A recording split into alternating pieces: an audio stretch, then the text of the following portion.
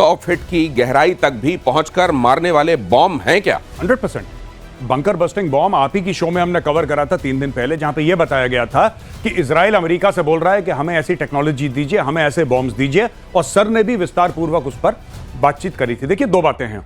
ये जो international atomic energy का जो वॉचडॉग है, उसने क्लियर कट बोला है कि यहां पे रेडिएशन फैला है ईरान में, यानी कि जो सरफेस पे जो इनका प्रोग्राम चल रहा था, सरफेस पे उसको खासा डैमेज हुआ है, खासा इजराइल ने डैमेज करा है इनके न्यूक्लियर रिएक्टर्स को और इनके न्यूक्लियर प्रोग्राम को, जो कि सरफेस पे था, लेकिन इनका बहुत बड़ा प्रोग्राम जमीन के कई 100 फुट नीचे भी है। उसके लिए, उसके मुकम्मल इलाज के लिए इजराइल ने अमेरिका से टेक्नोलॉजी की मांग करी है कि आप हमें ऐसे खास बॉम्ब दीजिए, बंकर बस्टिंग बॉम्ब दीजिए, जो डीप पेनिट्रेशन करें और वहां पे जाके नीचे फटें 100 फुट नीचे। ऐसी टेक्नोलॉजी है कि वो मिसाइल जाएगी 100 फुट नीचे जमीन के और वहां पे जाके फटेगी और सब कुछ बर्बाद कर देगी।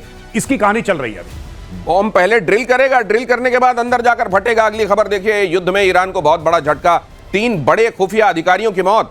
IRGC के खुफिया चीफ और उनके डेप्यूटी की मौत। खुफिया ऑफिसर मोहसिन वागेरी भी मारे गए। ये इतने बड़े बड़े कमांडर्स को मार डालना, लेकिन जो मेन है वो तो खामेनेई माना जा रहा है।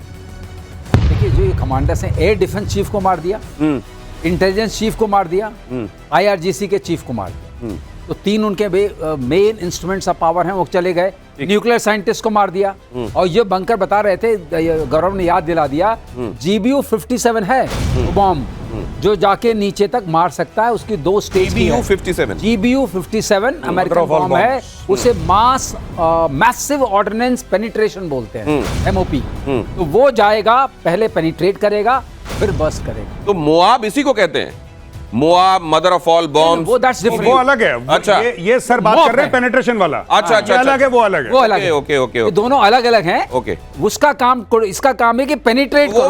वो वाली जो माताजी कहलाती हैं बमों की, वो सीधे जाके फट जाती हैं। ये वाली माताजी पहले ड्रिल करती हैं और फिर फटती हैं। उस माताजी का ये है कि इतना ज्यादा टेम्परेचर बढ़ा देंगी आप जहां गिरेंगी, क्योंकि जाने का रास्ता तो हो गई, राइट। माताजी अंदर 3000 डिग्री का टेम्परेचर दे देंगी, फिर उसके बाद आप करिए। तो संभालिएगा ऐसी माताजी से। और इजरायली प्रधानमंत्री नेतन्याहू का बहुत बड़ा दावा, ट्रंप को मारना चाहता है ईरान। नेतन्याहू ने कहा, एटमी प्रोग्राम के लिए ट्रंप को मारता है खतरा। ईरान की नजर में ट्रंप सबसे बड़े दुश्मन। नेतन्याहू ने खुद को ट्रंप का जूनियर पार्टनर बताया। कहा कि लिस्ट में नाम तो मेरा भी है, लेकिन सबसे ऊपर ट्रंप लिखे हुए हैं भाई उनके पास जो लिस्ट है। बिल्कुल नहीं, बिल्कुल ठीक है। और इसमें एक और बात मैं बता दूं आपको कि इसके ऊपर देखिए ट्रंप का क्या कहना है इसके ऊपर। ट्रंप साहब, आपको बीच में रोक रहा हूं। मुझको लगता है ये दुनिया को कम, अमेरिका को ज्यादा बताया कि भाई नाम तेरा ऊपर है, तू देख ले नाम इन्वॉल्वमेंट कितनी रखनी है और क्या करना है आगे। मैं बिल्कुल दिनेश आपसे अग्री करता हूं।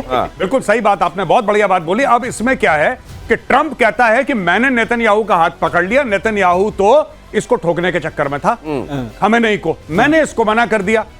वहां पे नेतन्याहू कहता है कि मैं इसको छोड़ूंगा नहीं, खमेनेई को। Everything is on the table, we will get him. अब इसमें चक्कर क्या हो रहा है, देखिए मुझे लग रहा है कि ट्रंप ना फिर से वही बात कर रहा है जो ट्रंप ने पहले करी थी। ऑपरेशन राइजिंग लायन के पहले ट्रंप क्या कह रहा था कि चलो ओमान में बैठते हैं स्टीव विटकॉफ के साथ और हम लोग बातचीत करते हैं। देखो, तुम भी अच्छे बच्चे, हम भी अच्छे बच्चे, लड़ाई कोई नहीं करेगा, धक्का मुक्की कोई नहीं करेगा, सब लोग आओ बैठो, बातचीत करते हैं। चलो बातचीत करते हैं। संडे को टॉक्स होने वाली थी, संडे को, बीता संडे टॉक्स होने वाली थी। फ्राइडे की रात को ये करते करते अटैक कर दिया, पूरी उसकी मिलिट्री लीडरशिप उड़ा दी, एयर डिफेंस उड़ा दिया उसका। आज की तारीख में आपको पता है इजराइल क्या बोल रहा है? इजराइल ये बोल रहा है कि we have complete air superiority over Iran.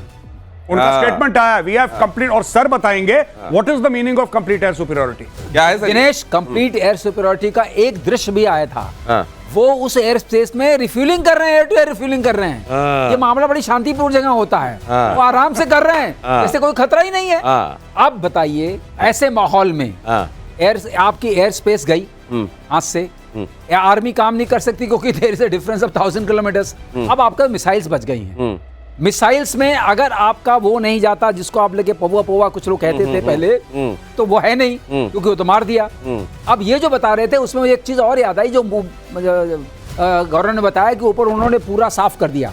ऊपर सारा उनका वेंटिलेशन सिस्टम होता है, सारा उनका सर्वाइवल सिस्टम ऊपर होता है। जो पहाड़ के ऊपर था वो तो गया, तो नीचे सर्वाइवल सिस्टम है नहीं। फिर आपने एक मदर ऑफ बॉम्ब्स की बात याद दिलाई थी, माता जी की, तो वो भी लग जाएंगी। तो अब बचा क्या? तो बचा ये क्या कह रहे हैं कि बचा है, और इजराइल कह रहा है बचा नहीं है। तो ये बचा कितना है? ऊपर रोशनदान खिड़की दरवाजे ऊपर से जो खुलते थे वो सारे बंद हैं, और फिर वो मदर ऑफ ऑल बॉम्ब तो इंतजार कर ही रही है। अगली खबर देखिए, ईरान से लोगों के भागने का वीडियो सामने आया।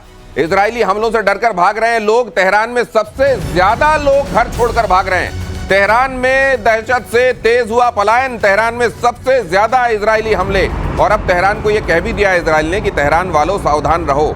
वो इसलिए भी क्योंकि इजराइल में जो नागरिक ठिकाने हैं उनको निशाना बनाया जा रहा है। तो ये कहा गया है कि सेम टू यू तो करेंगे हम। नहीं, इन्होंने फारसी में ट्वीट करा है। हाँ। और इन्होंने इजराइल की सरकार ने जो नागरिक है वहां के ईरान के, उनको एड्रेस करा है कि देखिए हम दयावान लोग हैं, हम दयावान है, बड़े दिल वाले हैं। हाँ। हम आपको पहले बता रहे हैं कि आप निकल लो। हाँ। मलबा बनने वाला है तेहरान। हाँ। ठीक है, तो आप लोग पहले निकल लो। और फिर अपनी तारीफ करते हुए इजराइल ये कहता है कि देखो ऐसा कहां होता है दुनिया में। हाँ। जो 3 दिन पहले कोई बता दे कि मलबा होने वाला है। हाँ। पहले से बताकर आपको निकलने का टाइम देकर, अगर आप उसमें देखेंगे वो विजुअल्स इस समय बड़े राउंड कर रहे हैं जी। तो एक तरफ डिवाइडर के इस तरफ लाइनें लगी हुई हैं। उधर से आने वाली 1-2 कारें हैं जो तेहरान के अंदर एंट्री ले रही हैं। अगली खबर देखिए, खमेनाई पर अटैक करना इजराइल के लिए मुश्किल। तेहरान के सबसे सुरक्षित ठिकाने पर खमेनाई की जाने की खबर। लाविजान के एक बंकर में अंडरग्राउंड होने की संभावना। अब अगर हमारे पास ये खबर है कि लाविजान के बंकर में है भाई साहब, तो फिर ऐसी कौन सी जगह है जो दुष्कर है, दूभर है उन लोगों के लिए, जिसका नाम इजराइल है। यहां ईरान का सबसे सुरक्षित ठिकाना बताया जाता है लाविजान। ये तो वही वाली बात हो गई कि अगर तुम ये बता दो कि मेरे बैग में आलू रखे हुए तो मैं सारे आलू तुमको दे दूंगा। लाविजान के बंकर में है भाई साहब जी। नहीं, इजराइल इसको देखिए, मैं आपको बात बताता हूं, बड़ी बढ़िया बात करी है इजरायलीज ने इस बारे में। लगातार नेतन्याहू संपर्क में है जो वहां के लोकल लोग हैं, और लोकल लोगों से यह कह रहा है, उसको पता है कि लोग पहले विद्रोह कर चुके हैं कई बार खमेनी के खिलाफ। खासतौर से उस हिजाब के केस में लोग आ गए थे। 100-200 लोगों को गायब कर दिया था, जान से मार दिया था। अब नेतन्याहू कह रहा है कि देखो मैं आपको, आपकी इज्जत करता हूं, मैं आपसे प्यार करता हूं, और इस लड़ाई में आपका कोई लेना देना नहीं है, मैं ये भी जानता हूं। इसलिए जो एक्चुअल में वहां पे असुर शक्तियां हैं, हम उनको टारगेट कर रहे हैं, हम आपको टारगेट नहीं कर रहे। पहली चीज। दूसरी बात है कि मैं ये चाहता हूं कि आप अपने अधिकार के लिए आज खड़े हो जाएं और आप विद्रोह कर दें खमेनी के खिलाफ। तो ये भी एक बात चल रही है कि विद्रोह कर दो, इसको निकालो, इसको ये किसी बंकर में छुपाओ। एक बार लोग गुस्सा हो गए ना, एक बार लोग पीछे पड़ गए, तो लोग वो कर सकते हैं जो मदर ऑफ ऑल बॉम्ब्स नहीं कर सकता। फिर भीड़, अगर उसमें पगला गई भीड़, तो वो इसको निपटा देगी। और यही कह रहा है नेतन्याहू कि तुम लोग उठ जाओ और बगावत कर दो इसके खिलाफ। और इसी में अगली खबर देखिए कि चलती कारों में धमाके से दहला ईरान। आपको याद होगा, लेबनान में याद है आपको पेजर कैसे फटे थे, अब यहां कारें फट रही हैं। इस धमाके से दहला ईरान। इजराइल पर सीरियल ब्लास्ट का शक। पेजर बॉम्ब की तरह धमाके हुए, ऐसा लग रहा है मोसाद एक्शन में है। मुझे लगता है मोसाद एक्शन में है, और ये कुछ भी कर सकते हैं। और मैं आपको एक और बड़ी खूबसूरत बात बताता हूं, सर आप इसके ऊपर जरा विस्तार से बताइएगा। मोसाद के पास ऐसे कई 100 सिनेरियो रहते हैं एट अ टाइम। ज्यादातर इंटेलिजेंस एजेंसीज करती हैं, मोसाद खास तौर पे इसके लिए मशहूर है कि 1000 से, अगर ऐसा हुआ तो हम ये 5 चीजें करेंगे, और अगर वैसा हुआ तो हम ये 10 चीजें करेंगे। उसके ऊपर पैसा भी लगाते हैं, समय भी लगाते हैं, मैन पावर भी लगाते हैं, प्लानिंग भी लगाते हैं। और अगर वो सिनेरियो फिट हो गया तो बस उसको स्लॉट में डाला और आगे बढ़ा दिया। यही काम अब कर रहा है Mossad. They have planned this. ये जो बीच में बात हुई थी कि उनके एयर डिफेंसेस उड़ा देंगे, जो उन्होंने राइजिंग लाइन के समय करा था, वो 1.5 साल से प्रिपेयर कर रहे थे भाई लोग, 1.5 साल से। ये समझ लीजिए, अब ये राइजिंग लाइन, ये पहले ये जो शेर है ना, ये ऐसे छलांग लगाता हुआ वाला शेर, ये झंडे में होता था इजराइल के 79 तक। और इजराइल ईरान युद्ध में अमेरिका का एक्शन, यूएसएस निमित्ज मिडिल ईस्ट की तरफ रवाना हो गया। ये बहुत बड़ी बात है। अमेरिका का खतरनाक एयरक्राफ्ट कैरियर यूएसएस निमित्ज दक्षिण चीन सागर से पश्चिम की ओर बढ़ा। बताया जा रहा है कि यहां एक पोर्ट पर इसके स्वागत के लिए समारोह रखा गया था। कहा गया इमरजेंसी है भाई, मैं स्वागत में नहीं आ सकता, मेरे को अभी आगे बढ़ना है। मतलब ये तो बड़ा खतरनाक है साहब। ये बहुत बड़ा एयरक्राफ्ट कैरियर है, सबसे बड़ा सर। लेकिन इसका वहां बढ़ने का मतलब बताइए क्या है? इसका बढ़ने का मतलब यह है कि अपने दायरे में रहना। अगर उसको पार करोगे, देखिए यूएस ने कहा है हम नहीं जाएंगे ट्रूप्स लेके, सब लोग समझ रहे हैं नहीं जाएगा, लेकिन यूएस ने यह भी कहा है कि हम इंटरसेप्शन में हेल्प करेंगे। अब इजराइल, ईरान के पास क्या रास्ता है? इंटरसेप्शन कर लोगे, जहाज उसके पास है नहीं जो वहां तक जा सके, और मिसाइल मार रहा है, इंटरसेप्ट कर दोगे, बचा क्या? ऊपर से ये भी कहा है कि पूरी इंटेलिजेंस की इंफॉर्मेशन प्रोवाइड करेंगे। अगर आपने इंटेलिजेंस टारगेट्स की दे दी कि खमनाई कहाँ है, लॉन्चर्स कहाँ हैं, सारे लॉन्चर्स उनके तबाह किए जा रहे हैं। तो नेटो कोई में खबर आ रही है? तो अमेरिका का जो सहयोगी है नेटो में, टर्की, हाँ। वो भी तो सारे डेटा दे रहा है अपने यहाँ से, रेडार वेडार के सारे डेटा के, लो भाई ईरान काम करो ये इस जो पे। आप सुनते हैं ना, मुस्लिम ब्रदरहुड, हाँ। OIC, हाँ। ये कहने के लिए बड़ा अच्छा है, कुछ मुखौटा तो सबको चाहिए, हाँ। तो मुखौटा है। अब टर्की भी क्या कर रहा है, उधर यहाँ एक पहलवान अपने कहीं ऐसा तो नहीं है कि वो डेटा देकर मेजर गौरव आर्य जो देंगे कि बोले भाई इधर तो आई नहीं कोई, इस वाले कोऑर्डिनेट में तो कोई आई नहीं मिसाइल, बोले वो परसों वाला दे दिया, मैं कल वाला आज वाला भेजता हूं आपको, कहीं ऐसा तो नहीं होगा? नहीं, देखिए मैं आपको एक बात बताता हूं छोटी सी। सच बात यह है कि ईरान के साथ कोई नहीं खड़ा। ये सब जबान खर्ची जो होती है ना, मुंह से बोलना। चाइना ने भी बोल दिया कि तुम हमारे दोस्त हो और हम तुम्हारे साथ खड़े हैं। रूस ने भी दूर से कोई घंटी हिला दी। कौन सा ऐसा देश है जो कह रहा है कि हम एयरक्राफ्ट कैरियर या हम डिस्ट्रॉयर या हम फ्रिगेट या हम मिसाइल बोट भेज रहे हैं ईरान की सपोर्ट में? एक ने नहीं बोला। दूसरी चीज, किसने बोला कि हम ईरान को हथियार दे रहे हैं? खुल के कोई नहीं बोल रहा। चाइना दे रहा होगा, रशिया दे रहा होगा, खुल के कोई नहीं बोल रहा। लेकिन इजराइल के लिए सऊदी अरब भी खड़ा है, जॉर्डन भी खड़ा है, अमेरिका भी खड़ा है। यूके ने अपनी फोर्सेस को, अपने यूरो फाइटर्स को, यूके ने अपने यूरो फाइटर्स को एक्टिव कर दिया, वहां पे अपनी स्पेशल फोर्सेस को एक्टिव कर दिया यूके ने। यूएस है। तो दुनिया भर के, देखिए बात यह है ना कि या हो मुस्लिम या नॉन मुस्लिम, ईरान से सब परेशान है। अरब देश ईरान से बहुत ज्यादा परेशान है। वो कहते हैं अच्छा हुआ, वो बोल नहीं सकते क्योंकि popular opinion on the street does not support them. लेकिन आप किसी भी शेख से पूछें, आप किसी भी बादशाह से पूछें, वो ईरान से खुश नहीं है क्योंकि उनकी जमीन पे, सऊदी अरब की जमीन पे ईरानियों ने आतंकवादी संगठन पाल रखे हैं। सीरिया में पाल रखे हैं, यमन में पाल रखे हैं, लेबनान में पाल रखे हैं, इन्होंने फिलिस्तीन में पाल रखे हैं, इन्होंने हर जगह। तो वहां के लोग परेशान है ईरान से। वो कह रहे हैं ठोको इसको, बहुत अच्छा करा, मारो। अगली खबर, एटमी वॉर को लेकर ईरान का बहुत बड़ा दावा। ईरान के राष्ट्रीय सुरक्षा परिषद के सदस्य ने कहा पाकिस्तान ने इजराइल पर एटमी पलटवार की गारंटी दी। ईरान पर न्यूक्लियर बॉम्ब गिरा तो इजराइल तबाह, पाकिस्तान भी इजराइल पर गिराएगा एटम बॉम्ब। और जैसे ही यह खबर ईरान की तरफ से दी गई, इस्लामाबाद से आवाज आई, नहीं हम नहीं है भाई साहब, हम इसमें नहीं है। ये पता नहीं कैसे उन्होंने बयान दे दिया, हम इसमें शामिल नहीं है। मैं तो वो पाकिस्तान को जैसे ही पता बोल दिया होगा, पाकिस्तान लाहौरी तो बकवास करने में नंबर 1 है। लाहौरी ने चिपका दिया, ठीक है कि ऐसे भी चले जाएंगे, कोई दिक्कत नहीं है। फिर बाद में बोल दिया कि जी मैं तो मजाक कर रहा था। मजाक, ये जरा सुन भी लीजिए सर। तो ये नहीं, उसने सोचा, ईरान ने सोचा मुस्लिम ब्रदरहुड के नाम पर पाकिस्तान इतना तो करेगा। ये लेकिन फिर इनको लगा नहीं कि यार कम से कम कह ही दिया है। वो जो शोले में एक डायलॉग है कि पार्टनर अब बोल दिया है तो देख लेंगे। इसने बोला तो ये बोला कि भैया मैंने चुपके से बोला था, तुम खुले खुल्लम खुल्ला बोल रहे हो। अच्छा, मैंने कान में फुसफुसाया था कि ऐसा होगा तो मैं देख लूंगा। तुमने सार्वजनिक बयान क्यों दे दिया? तुमने दिया बयान, वो हमें मार देगा, हम ऐसे बैठे। मैं एक बात बताऊं, ये ईरानी जो है ना, ईरानी ये लोग मुझे लगता है बड़े मासूम है। ये लाहौरियों के चूरन के चक्कर में फंस गए। इनको लाहौरियों ने चूरन पकड़ा दिया कि तुम चिंता मत करो, देसी भी मुसलमान थे, तुसे भी मुसलमान, अगर तुम्हारे ऊपर न्यूक्लियर स्ट्राइक हुई तो हम तेल अवीव को तबाह कर देंगे। ये बोला इन्होंने। उसके बाद ये खुश हो गए कि भाई देखो न्यूक्लियर पावर हमारे साथ खड़ा हुआ है। जैसे ही इसने अपना बयान सार्वजनिक करा, पाकिस्तान ने वही पुराना बयान अपना दिया। मैं तो मजाक कर दिया।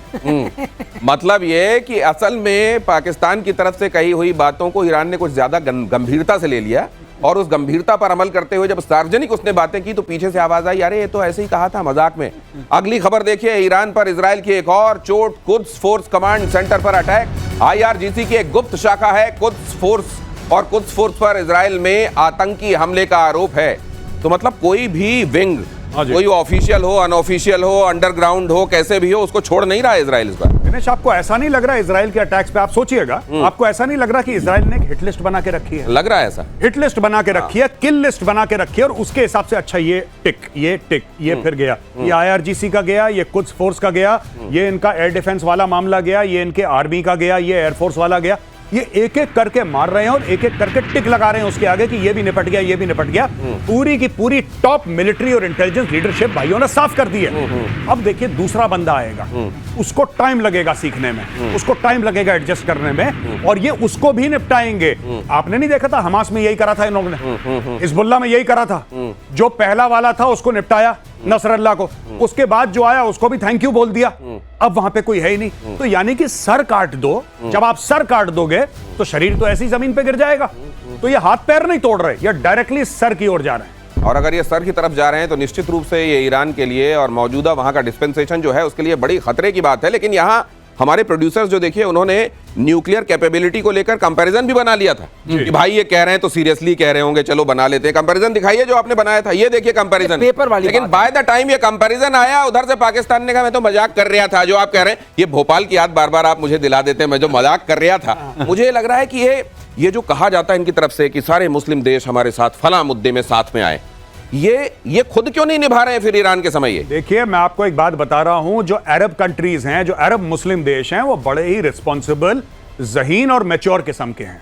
ये पाकिस्तान है, ये बावला टाइप का, ठीक है। और दूसरी चीज जो पाकिस्तान कहता है न्यूक्लियर पार, भाई साहब 140 अरब के तुम्हारे लोन हैं। मैं पाकिस्तानियों से पूछना चाहता हूं, जो गोरा तुम्हें बड़े बड़े चेक काट के देता है, आज 5 अरब ले लो, कल 10 अरब ले लो, उसके एवज में गोरे ने तुम्हारी सरकार से क्या लिया है?